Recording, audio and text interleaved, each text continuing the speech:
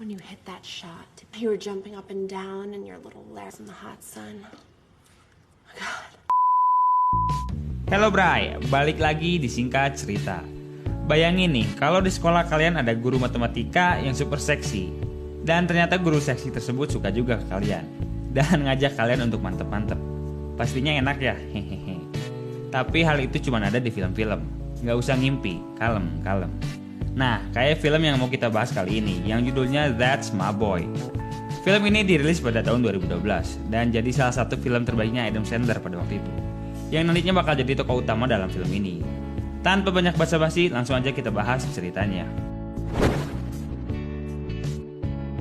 Film akan dibuka dengan menunjukkan tokoh utamanya, yaitu Donnie yang sedang berbincang dengan dua temannya. Donnie bilang kalau dia ini pengen punya pacar cewek seksi dan harus lebih tua darinya. Di sisi lain, ternyata datang seorang wanita seksi yang aduhai, hehehe. Yang tidak lain adalah guru Donnie sendiri. Dan si Donnie yang gak punya adab ini langsung ngegoda guru tersebut, yang menyebabkan si Donnie dapat hukuman. Tapi pas lagi dihukum, si Donnie ini bukannya dapat hukuman, tapi malah balik digoda sama gurunya ini. Sedap. Dan si gurunya ini akhirnya ngajak si Donnie buat begituan, hehehe. Hari-hari pun akhirnya dilalui Donnie dengan terus berduaan sama gurunya ini. Sampai akhirnya mereka ketahuan lagi begituan di sebuah acara sekolah. Nih, kalian dengar sendiri.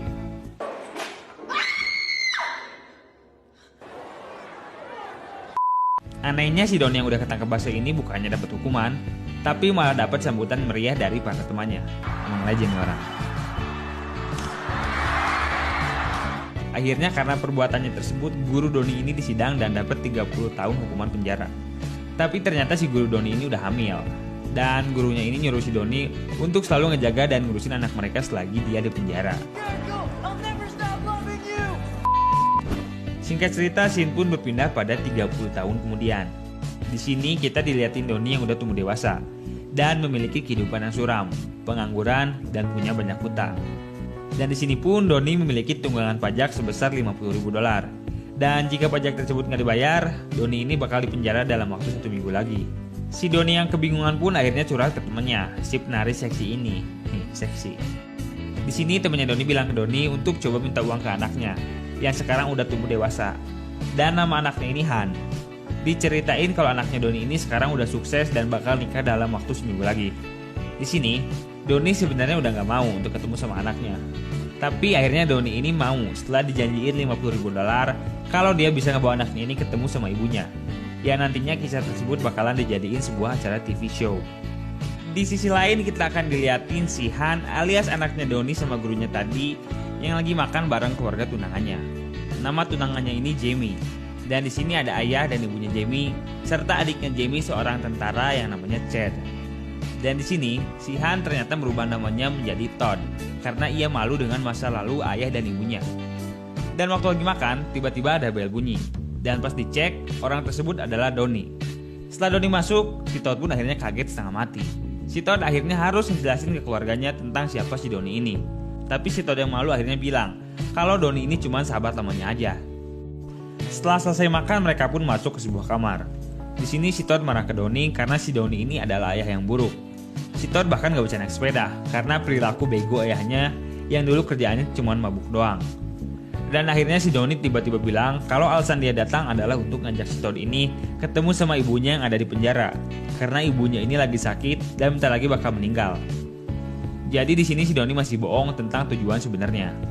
Setelah sedikit cekcok, mereka pun akhirnya turun untuk menghadiri sebuah pesta. Dan secara mengejutkan di sini si Donnie berhasil menarik perhatian dari orang-orang yang hadir di sana. Setelah dapat perhatian, Donnie pun langsung ajak mereka buat main baseball. Tapi si Todd ini ternyata cupu dalam semua olahraga. Dan pas bolanya diarahin ke si Todd ini langsung tumbang. Malam harinya si Donnie lagi-lagi kumpul bareng cewek-cewek manja. Sedep nih Donnie. Dan pas si Donnie ini bangun, si Donnie gak sengaja bikin kaget cewek-cewek di sana. Hehehe.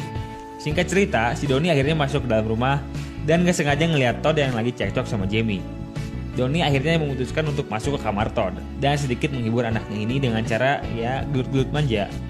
Si Chad alias adiknya Jamie yang gak sengaja lihat hal tersebut pun langsung nantangin Todd buat bertarung. Sebenarnya si Chad ini dari awal selalu gak seneng gitu sama Todd, yang nantinya kita bakal tahu alasannya di akhir film. Singkat cerita mereka pun selesai bertarung dan siap-siap untuk tidur. Bukannya tidur, si Don ini malah nyiapin tisu buat mau begituan. Hehehe, lu tau lah. Dan kocaknya, si Doni ini pakai fotonya si Oma, alias neneknya Jamie. Ya gitu deh.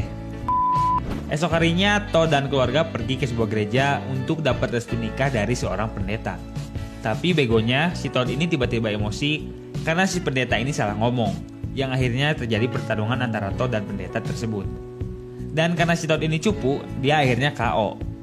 Setelah selesai, seluruh keluarga Jamie akhirnya emosi ke si Todd atas perbuatan begonya tersebut. Tapi di sini ternyata si Doni ini sedikit ngasih masukan ke keluarganya Jamie yang bikin mereka tersentuh. Dan akhirnya Todd pun dimaafkan. Di sini si Todd kelihatan berterima kasih gitu sama ayahnya. Walaupun gak diucapin secara langsung, tapi hal itu bisa kelihatan dari gestur tubuhnya Todd. Singkat cerita, pernikahan pun dilanjutkan. Dan kini mereka akan melangsungkan pesta bujang alias pestanya cowok-cowok sebelum nikah. Tahu kan ya? Nah, di pesta bujang ini Doni ngebawa Todd dan keluarga ke klub langganannya. Mereka yang selama ini hidupnya selalu stres dengan pekerjaan dan masalah keluarga pun akhirnya bisa terbebaskan di pesta bujang ini. Mereka akhirnya minum-minum sampai bego. Setelah puas mereka pun akhirnya pulang. Tapi di sini si Doni nahan Todd untuk nggak pulang dulu, biar mereka bisa ngeluangin waktu berdua sebagai ayah dan anak. Dan secara mengejutkan mereka ternyata having a good time. Di sini benar-benar kelihatan kalau mereka ini saling sayang. Bahkan si Doni akhirnya ngajarin anaknya ini cara naik sepeda. Setelah sedikit berpesta, mereka pun akhirnya pulang. Dan ternyata waktu si Doni ini mau tidur, dia udah ditunggu sama neneknya Jamie. Yang tadi fotonya dipakai Doni buat gitulah, hehehe. Si neneknya Jamie pun ngegoda Doni buat dan maka terjadilah. Esok harinya, setelah si Doni bangun, dia tiba-tiba dapat telepon dari si Todd. Yang ternyata si Todd ini lagi dalam perjalanan buat ketemu ibunya yang lagi di penjara. Dan si Doni pun panik karena takut kebohongannya ini terungkap. Tanpa lama-lama Doni pun langsung berangkat ngejar si Todd. Singkat cerita akhirnya mereka pun nyampe di penjara. Dan tiba-tiba datang seorang cewek seksi yang aduhai, yang tidak lain adalah guru yang tadi kita lihat di scene awal. Dan mereka pun akhirnya ngobrol layaknya sebuah keluarga. Tapi waktu mereka ngobrol tanpa diduga datang sebuah tim TV yang akhirnya ngasih tahu si Todd kalau ayahnya ini ngajakin Todd ke penjara cuman buat duit aja, bukan karena ibunya sekarat. Di sini Doni udah berusaha ngasih tahu Todd kalau dia bakal cancel duit TV itu karena dia benar-benar sayang sama Todd. Tapi si Todd yang udah terlanjur kecewa akhirnya pergi.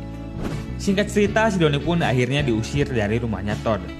Tapi waktu Doni lagi beres-beres, dia nggak sengaja ngedenger suara Jamie yang lagi teleponan sama selingkuhannya. Nah, Doni yang gak mau anaknya ini diselingkuhin, akhirnya ngasih tahu si Todd kalau Jamie ini udah selingkuh. Sayangnya, si Jamie ngakunya kalau yang dia telepon ini cuman wedding planner aja, yang ngurusin pesta nikahan mereka.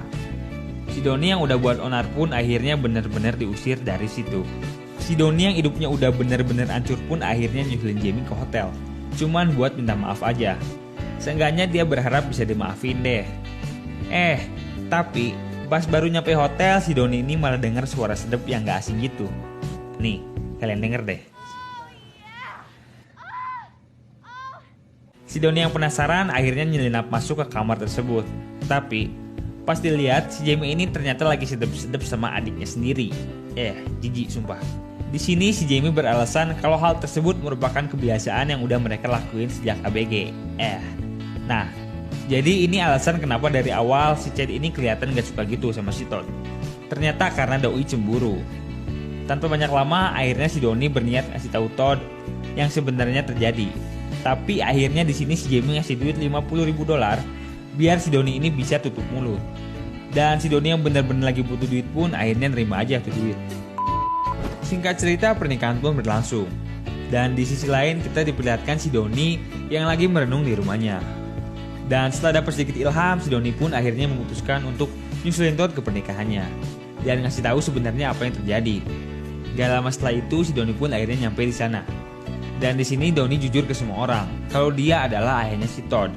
Di sini pun si Doni sekaligus ngancam ke Jamie untuk ngasih tahu ke Todd tentang apa yang udah terjadi semalam, atau Doni bakal ngasih tahu ke semua orang di sana. Akhirnya, tanpa pilihan lain, Jamie pun ngebisikin ke Todd tentang hubungan terlarangnya dengan Chad, adiknya. Dan akhirnya si Todd pun merasa jijik bersama semua orang di sana. yang bikin pernikahan tersebut batal. Akhirnya si Todd berterima kasih ke ayahnya ini karena udah nyelamatin dia dari cewek gak bener. Dan udah, bubar, filmnya udah beres. Nah, gimana nih filmnya? Seru dan menggugah bukan? Hehehe.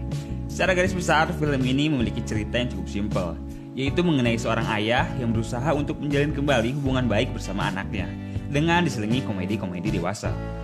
Walaupun film ini bukanlah film terbaik yang pernah dirilis, tapi film ini mungkin akan cocok untuk kalian yang menyukai film dengan genre komedi dewasa.